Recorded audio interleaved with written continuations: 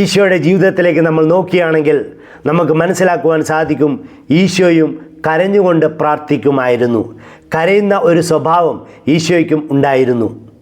ഹെബ്രായർക്ക് എഴുതിയ ലേഖനം 5:7 പറയുന്നു, ഈശോ ഈ ശരീരത്തിലായിരുന്നപ്പോൾ എപ്പോഴും കരഞ്ഞുകൊണ്ടും ഉച്ചത്തിൽ നിലവിളിച്ചുകൊണ്ടും പ്രാർത്ഥിക്കുമായിരുന്നു.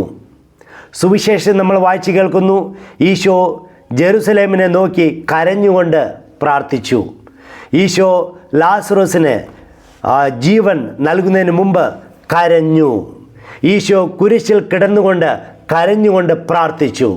സ്നേഹമുള്ളവരെ, ഈശോ ഈ മനുഷ്യ സ്വഭാവം സ്വീകരിച്ചപ്പോൾ കരഞ്ഞുകൊണ്ട് പ്രാർത്ഥിക്കേണ്ടത് ആവശ്യമായിട്ട് തോന്നിയെങ്കിൽ, ഈശോയ്ക്ക് തോന്നിയെങ്കിൽ നമുക്കും എന്തുകൊണ്ട് ആയിക്കൂടാ?